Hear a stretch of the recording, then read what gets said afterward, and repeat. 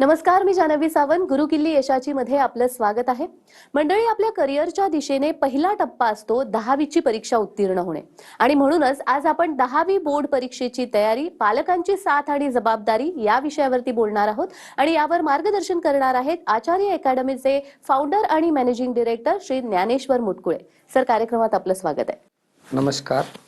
तर विषयाला सुरुवात करण्याआधी आचार्य अकॅडमी विषयी आणि मुटकुळे सलामविषयी जाणून घेऊयात. 1729 आचार्य अकॅडमी ही नीट, जेईई आणि MHT CET या स्पर्धा परीक्षांसाठी मार्गदर्शन करणारी एक विश्वासार्ह शैक्षणिक संस्था आहे.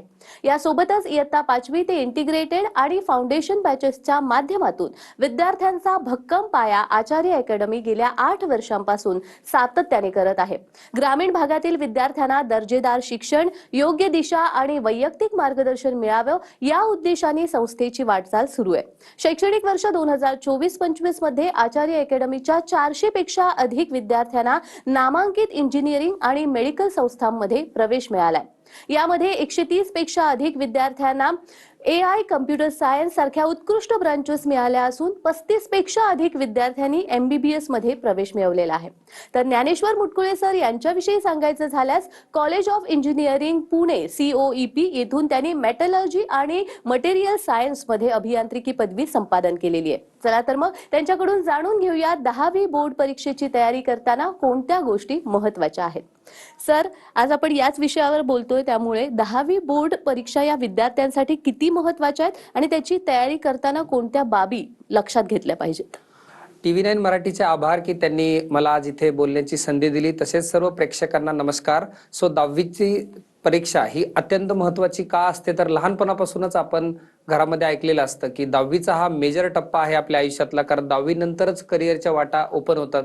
जनरली 10वी नंतरच आर्ट्स घ्यायचं, कॉमर्स घ्यायचं का सायन्स घ्यायचं. त्यामुळं बऱ्यापैकी 10वीच्या मार्कावर पुढच्या दिशा ठरतात. कारण की बरेचसे पालक असेही म्हणतात की 10वीला मार्क किती पडतात तुझे, त्यावरनं आपण ठरवू की तुला पुढे चालून डॉक्टरकीला जायचंय, इंजिनिअरिंग व्हायचंय किंवा कुठल्या फील्डमध्ये टाकायचंय. सो आयुष्याचा मेजर जो चेंज आहे तो एकदा डिसिजन घेतलं तुम्ही कॉमर्सला की परत तुम्हाला रिव्हर्स गिअर टाकता येत नाही, किंवा एकदा आर्ट्सला ऍडमिशन घेतलं तर परत सायन्सला नाही, किंवा सायन्समध्ये सुद्धा तुम्ही मॅथमॅटिक्सला घेऊन जाताय पुढे का बायोला पुढे घेऊन जाताय. त्यामुळे 10वीचे जे काही मार्क्स असतील किंवा 10वीचं जे वर्ष असतं हे बोर्डाला फार किंमत आहे. कारण जुन्या काळामध्ये 10वीच्या मार्कावर नोकऱ्या लागायच्या, त्यामुळे तेव्हापासून चालत आलेले आणि आता सुद्धा 10वीचे मार्क, 10वीचं बोर्ड हे मॅटर करतं. कारण 10वीच्या पुढे आपल्याला करिअर निवडण्याची संधी उपलब्ध असते, म्हणून 10वी महत्वाची असते. अगदी जसं तुम्ही म्हणालात की करिअरचं पहिलं पाऊल म्हणायला हरकत नाही 10वीची परीक्षा. वर्षभर 10वीच्या परीक्षेचा, बोर्ड परीक्षेचा अभ्यास विद्यार्थी करत असतात. पण बोर्ड परीक्षेचा जो शेवटचा टप्पा असतो त्यामध्ये अभ्यासाचं नियोजन विद्यार्थ्यांनी कसं केलं पाहिजे? सर्वप्रथम विद्यार्थ्यांनी जे काही आपले पेपर्स आहेत, मग मॅथमॅटिक्स असेल, सायन्स असेल किंवा SST असेल, इंग्लिश असेल किंवा लँग्वेजेस असतील, तर सर्वप्रथम मुलांनी पेपरचा पॅटर्न ओळखला पाहिजे की बाबा रे, पहिला क्वेश्चन जो सेक्शन A आहे, सेक्शन B आहे, तर त्यामध्ये किती मार्काचे क्वेश्चन्स येतात. त्यानंतर त्यांची प्रथम सत्राची परीक्षा झालेली असेल तर त्या प्रथम सत्र परीक्षेमध्ये त्यांना किती गुण मिळालेले आहेत, त्यामध्ये कुठल्या प्रकारचे क्वेश्चन्स असे आहेत की ज्यांचे चुकलेले आहेत. मग ते चुकलेले क्वेश्चन्स परत चुकू नये त्याच्यासाठी त्याचं रिव्हिजन करणे, किंवा किमान एक 4 ते 5 मॉक पेपर त्यांनी सोडवून बघावेत. ते त्यांच्या शिक्षकांना दाखवावेत की बाबा हे मॉडेल आन्सर नुसार तुम्ही चेक करून द्या. कारण की बोर्डामध्ये ज्या पद्धतीने नियम्स असतात की एखादा 2 मार्काचा क्वेश्चन असेल तर किमान 4 मुद्दे तरी लिहायला पाहिजे. तसंच प्रत्येक गोष्टीला एक ठराविक पॅटर्न आहे की एवढं लिहिलं तर तुम्हाला एवढे मार्क मिळतात. सो त्या पद्धतीनं जिथे तुम्हाला हायर ऑर्डर थिंकिंगचे क्वेश्चन्स आहेत की जिथे जास्त करून मुलं मिस्टेक्स करतात, तर त्या प्रकारचे क्वेश्चन्स तुम्ही जास्तीत जास्त सॉल्व्ह केले पाहिजे, म्हणजे जेणेकरून तुम्हाला 10वीला अबोव 95% पडतील किंवा काहींना आउट ऑफ मार्क पडतील. सो या काळामध्ये तुम्ही जास्तीत जास्त पेपरचा सराव करायला पाहिजे आणि त्या पेपरमध्ये जे तुम्हाला मिस्टेक्स वाटतात त्या मिस्टेक्स तुम्ही टीचरांकडनं किंवा गुरुकिल्लीमध्ये बघून किंवा कुठेतरी मॉडेल आन्सरशी तुमचं जे काही लिहिलेलं आहे ते मॅच करायला पाहिजे आणि त्यातल्या ज्या काही उणिवा आहेत त्या तुम्ही भरून काढायला पाहिजे. निश्चितच आता फेब्रुवारी-मार्च मध्ये एक्झाम होणारच, त्या आधीचा हा काळ आहे, त्यामुळे विद्यार्थी प्रिलिम्सच्या तयारीला लागले असतील आणि एकूणच ज्या सराव परीक्षा तुम्ही म्हणतात तशा सुरू झाल्या असतील खरं तर. पण पालकांनी इथून पुढे काय काळजी घेतली पाहिजे?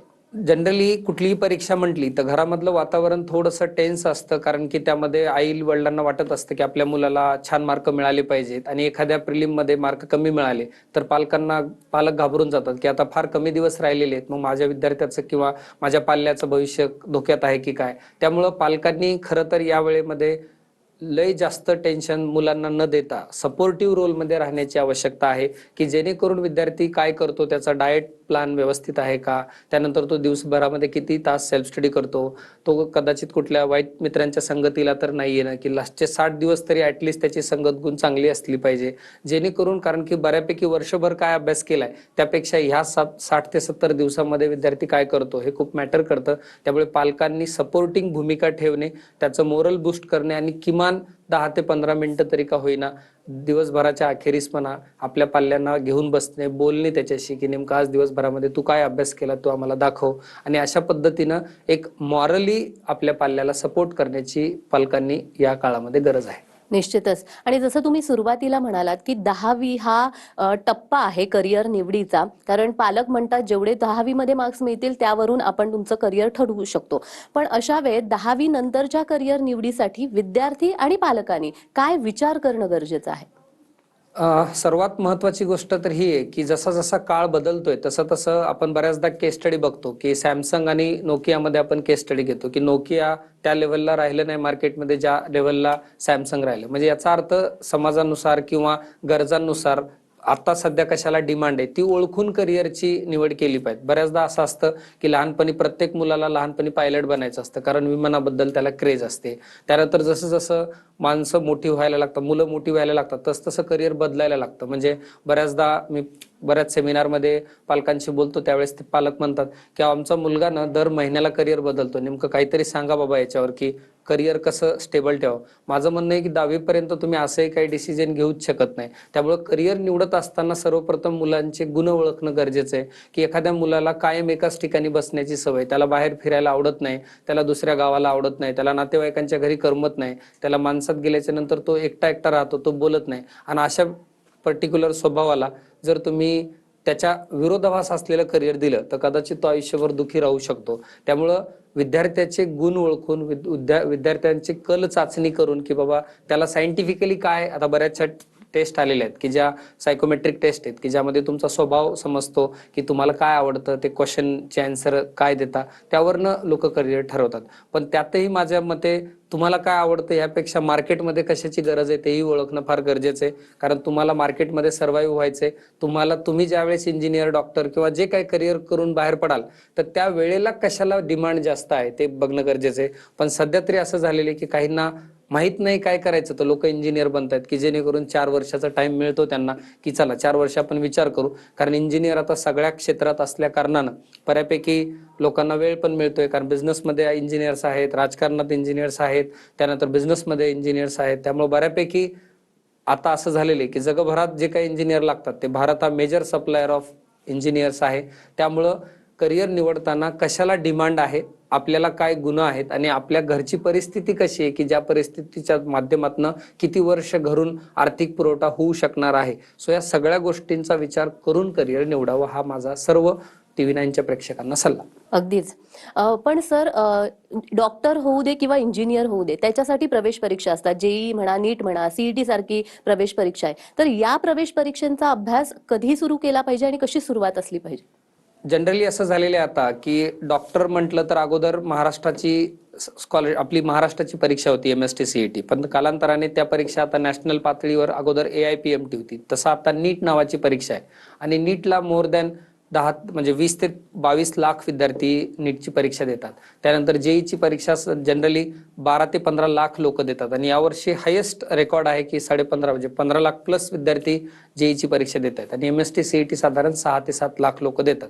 त्यामुळे ह्या परीक्षांची तयारी कधीपासून सुरू करणं हे म्हणण्यापेक्षा किती छान पद्धतीनं तुमचे कन्सेप्ट आहेत, किती छान पद्धतीनं तुम्ही लहानपणापासून तुमचं फंडामेंटल नॉलेज आहे त्यावरच ह्या परीक्षा आहेत. कारण ह्या परीक्षा कॉम्पिटेटिव्ह इतक्या जास्त बनल्यात, त्याचं कारण असं आहे मागणी आणि पुरवठा. आता प्रत्येकाला IITला इंजिनियर व्हायचे, पण IITच्या जागा आहेत 17,000 प्लस. मग तुम्हाला जर 15 लाख विद्यार्थ्यांमधून पहिल्या 17,000 मध्ये जायचे, तर तुम्हाला त्या 17,000साठी खूप मेहनत करावी लागेल. मग काही विद्यार्थी 5वी पासून चालू करतायत अभ्यास, काही लोक 8वी पासून करतायत, काही लोक 9वी 10वी पासून करतायत अभ्यास, आणि काही लोक थेट 11वी 12वीत येऊन सुद्धा चांगलं यश मिळवतात. त्यामुळं कधी सुरुवात करावी ह्यापेक्षा किती छान क्वालिटीचे फंडामेंटल नॉलेज त्या विद्यार्थी घेतो त्यावर त्याचा रिझल्ट अवलंबून आहे, ना की कधीपासून सुरुवात करतो. आपण म्हणतो ना की किती जास्त वेळ अभ्यास करणं वर्सेस किती क्वालिटेटिव्ह अभ्यास करणं, म्हणजे क्वांटिटी वर्सेस क्वालिटी.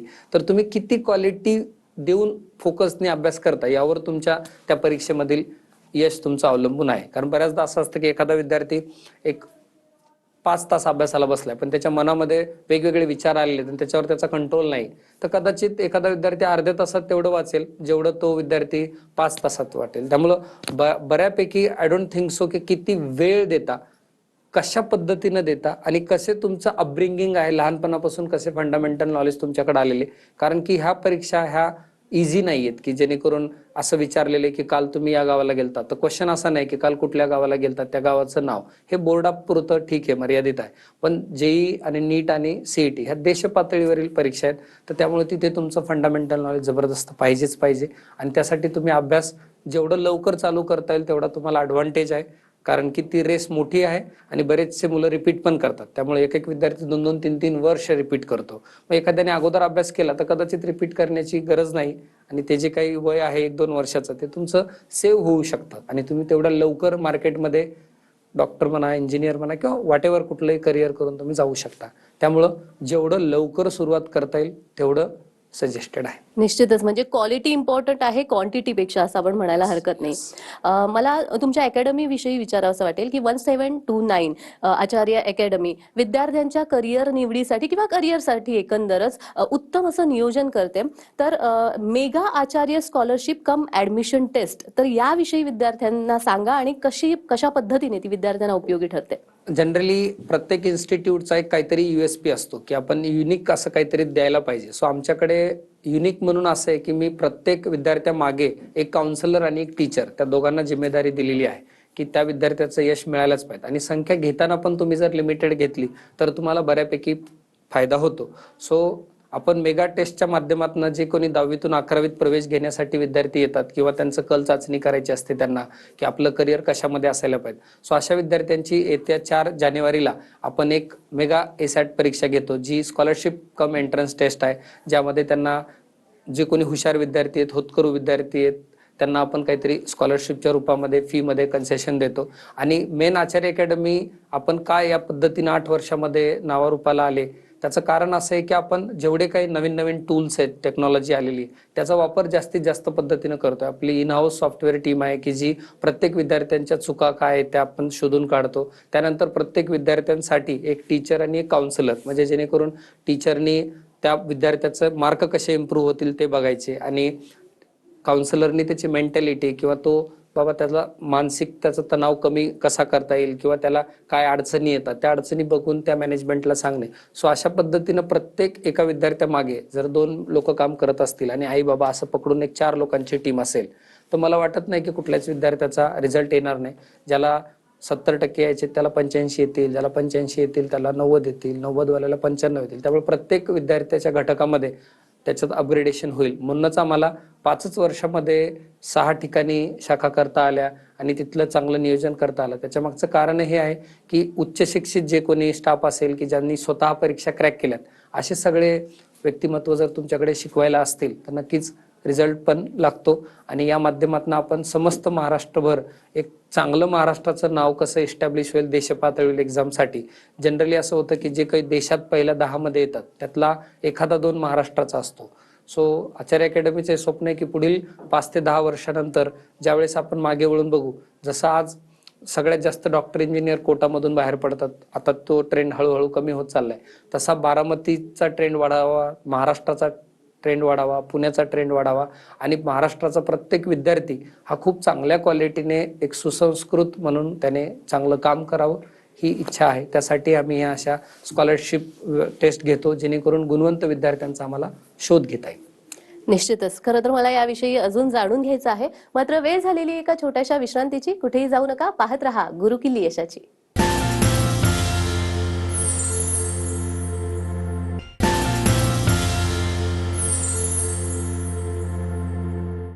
विश्रांतीनंतर सर्वांचं पुन्हा एकदा स्वागत आहे. आज आपण 10वी बोर्ड परीक्षेची तयारी, पालकांची साथ आणि जबाबदारी या विषयावर बोलतोत आणि आपल्याला मार्गदर्शन करतायत ज्ञानेश्वर मुटकुळे सर.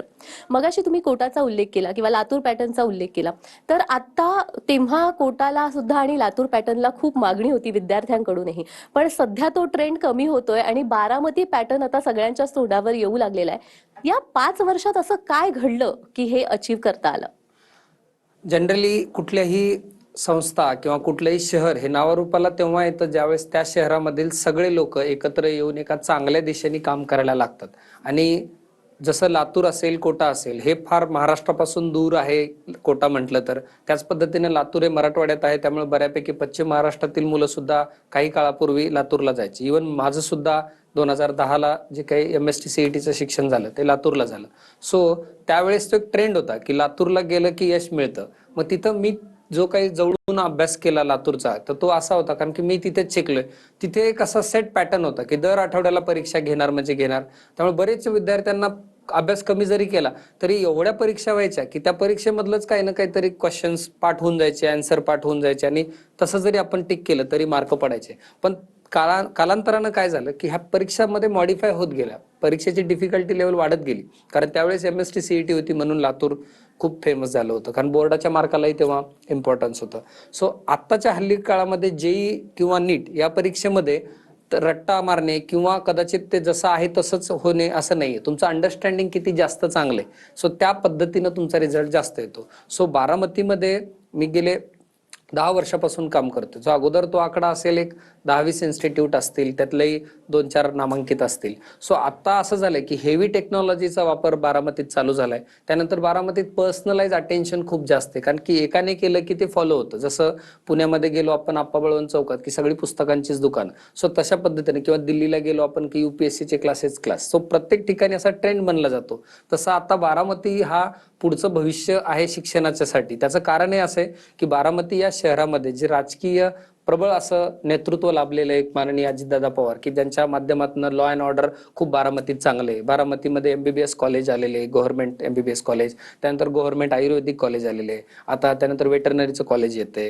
त्यानंतर AIचं खूप स्पेशलाइज सेंटर आहे. त्यामुळे बऱ्यापैकी त्यांच्या मार्गदर्शनाखाली, दादांच्या मार्गदर्शनाखाली बारामती हे छान शहर डेव्हलप हळूहळू होत आहे. त्यामुळे बऱ्यापैकी अख्ख्या राज्याला किंवा अख्ख्या देशाला कुतूहल असतं की बारामती हे तालुका प्लेस असून इतकी कसं काय डेव्हलपमेंट चांगली आहे. सो तिथलं नेतृत्व तितकं जास्त काम करतं. सो त्यांचं नाव हे जपण्यासाठी प्रत्येक तिथलं व्यक्तिमत्व काम करत राहतं आणि खूप जास्त प्रत्येक मुलावर लक्ष दिलं जातं. त्यामुळं तिथे विद्याप्रतिष्ठान असेल, शारदानगर असेल, अशी बरीचशी नामांकित आणि TC कॉलेज असेल, अशी जुनी कॉलेजेस आहेत ज्यांना आता स्वायत्ता पण मिळालेली आहे. त्यामुळे बारामती हे कदाचित पुढच्या 10-20 वर्षामध्ये हे अख्ख्या देशाचं शैक्षणिक माहेरघर बनू शकतं. त्या पद्धतीनं वाटचाल आहे, कारण की तिथली सुसूत्रता, तिथलं नियोजन आणि तिथली लॉ अँड ऑर्डर आणि मेन म्हणजे ऍक्सेसिबिलिटी, की सध्या पुण्याला ऍक्सेसिबल बारामती इझिली 100 किलोमीटरवर आले. त्यानंतर पालखी मार्ग झाल्यामुळे बऱ्यापैकी तिकडं बराचसा भाग हा टाइम जो आहे तुमच्या शहराला पोहोचायचा तो झालाय.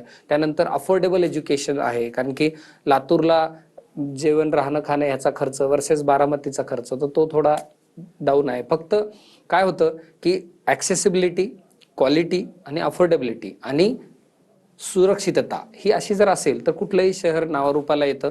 त्यामुळं कदाचित बारामती हे जगभरात नाव कसं चांगलं कमवेल या दिशेने वाटचाल चालू आहे. अगदीच. जसं तुम्ही मगाशी म्हणालात की बारामतीमध्ये आता हेवी टेक्नॉलॉजीचा वापर केला जातोय आणि टेक्नॉलॉजी म्हटलं तर आता आपण बघतोय सगळ्या क्षेत्रामध्ये टेक्नॉलॉजीचा वापर दिसतोय. शिक्षणातही तो आलेला आहे. टेक्नॉलॉजी शाप आहे की वरदान? ते असं आहे की कुठलीही गोष्ट प्रमाणाच्या जास्त घेतली की ती श्राप बनू शकते आणि प्रमाणात असेल तर ती गोष्ट चांगली होऊ शकते. सो बऱ्यापैकी पालक लोकांसाठी हा खरं तर संदेश आहे की तुमचा पाल्य मोबाईलवर काय करतो ह्याच्यावर मॉनिटरिंग असावं. त्यामध्ये तुम्ही प्रत्येक मोबाईलमध्ये एक असतं की डिजिटल वेलबिंग, की दिवसभरामध्ये किती तास वापरला गेलाय फोन काय. सो माझं सजेशन आहे सगळ्या पालकांना की चांगल्या पद्धतीचा वापर केला गेला तर मोबाईल हा वरदान ठरू शकतो, पण तो चांगल्या गोष्टींसाठी न वापरता ते मनोरंजनाच्यासाठी वापरला गेला आणि ते मनोरंजन हे लिमिट न ठेवता तुम्ही कंटिन्युअस त्याच आहारी गेलात तर मग कदाचित तुम्हाला ते वरदान ठरणार नाही. त्यामुळं आपण पॉझिटिव्हच बोलायला पाहिजे. त्याच्यामुळे टेक्नॉलॉजी हे बऱ्यापैकी वरदानच आहे, कारण की तुम्ही सध्या बघाल तर जर एखादा इमर्जन्सीमध्ये आहे कोणी, तर त्याने फोन केला, इमिडिएट त्याला मदत मिळाली, त्याचा जर जीव वाचत असेल तर त्यावेळेस ती टेक्नॉलॉजी ही नक्कीच वरदान आहे. पण ऍट द सेम टाइम तुम्ही चुकीचा वापर करून, सायबर क्राईम आता खूप वाढलेले आहेत, तर त्यामध्ये डिजिटल अरेस्ट आता सध्या ट्रेंडिंग आहे, तर त्यामध्ये बऱ्याचशा लोकांचे पैसे जातात, बरेचसे फ्रॉड होतात. त्यानंतर कधीच काही लोक कंटिन्युअस इंस्टाग्राम वापरतायत, कदाचित ते वेगवेगळे जे काही सोशल मीडियाचे ऍप्स आहेत ते वापरतात आणि अख्खं आपलं जीवन बर्बाद करतायत. काही दिवसापूर्वीच्या घटना आहेत काही, की पबजी नावाचा एक गेम होता जो आता कदाचित बंद झालेला आहे, तर किंवा ड्रीम 11 सारखा गेम होता जो आता बिल पास करून तोही बंद झालेला आहे. त्यामुळे तुम्ही खूप जास्त एक गॅमलिंग टाईप करत गेलात किंवा वेळ चुकीच्या ठिकाणी दिलात तर ते तुम्हाला श्राप ठरू शकतं. त्यामुळं सर्व पालकांना ही माझी सूचना राहील किंवा रिक्वेस्ट राहील की तुमचा पाल्य मोबाईलचा चांगला वापर करतोय का नाही हे तुम्ही चेक केलं पाहिजे, की तो काय कंटेंट फीड करतो. जसं आपण काय जेवतो त्यावर आपलं स्वास्थ्य डिपेंड आहे, तसंच काय विचार आपण आतमध्ये नेतो आपल्या शरीरामध्ये किंवा काय कंटेंट आपण हे करतो त्यावरच आपली पुढची लाईफ ठरलेली असते. त्यामुळे मोबाईलवर दोन्ही गोष्टी आहेत, टेक्नॉलॉजी दोन्ही गोष्टी आहेत, वाईट पण आहेत, चांगल्या पण आहेत. सो चांगल्या गोष्टींना आपण साथ दिली पाहिजे आणि वाईट गोष्टींना इलिमिनेट करत ती शून्यावर नेली पाहिजे. त्यामुळे एका वाक्यात उत्तर याचं येणं कठीण आहे, पण माझं मत आहे वापराल चांगलं तर वरदान आहे, नाही चांगलं वागलात तुम्ही किंवा ते वापरलं तर ते श्रापमध्ये रूपांतर होऊ शकतं. त्यामुळे सर्व पालकांनी ही गोष्ट नमूद करून घेतली पाहिजे की दिवसाच्या अखेरीस तुम्ही तुमचा मोबाईल जो मुलगा वापरतो, मुलगी वापरते, किती वेळ काय वापरलं याची एक डायरी मेंटेन करावी, म्हणजे जेणेकरून त्यांना कळेल की नेमकं चुकीचा वापर होतोय का चांगला वापर होतोय. आणि हे असं नाही की त्यांच्यावर विश्वास नाही म्हणून, विश्वास ठेवायला पाहिजे, अविश्वासावर दुनिया चालत नाही. पण विश्वासामध्ये जर सुपरवायझर आला आणि त्याने चेक केलं की खरंच चांगलं चालू आहे तर काय वाईट नाही. त्यामुळं हीच एक रिक्वेस्ट. निश्चितच म्हणजे पालकांची ही जबाबदारी बनते. आपण आजच्या विषयामधून हेच बोललेलो आहोत की 10वी बोर्ड परीक्षेची तयारी करत असताना पालकांची साथ तितकीच महत्वाची आहे, त्यांची जबाबदारी ही तितकीच आहे. मग त्याचं ते खाणं पिणं असो किंवा मोबाईलचा वापर जसं आपण म्हणलं तसं असो. इतकं सुंदर मार्गदर्शन तुम्ही या विषयावर केलं त्यासाठी खूप खूप धन्यवाद. धन्यवाद. तर गुरुकिल्ली यशाची मध्ये आज आपण इथेच थांबतोय. पुन्हा भेटूया एका नवीन विषयासह. तुम्ही कुठेही जाऊ नका, पाहत रहा TV9 मराठी.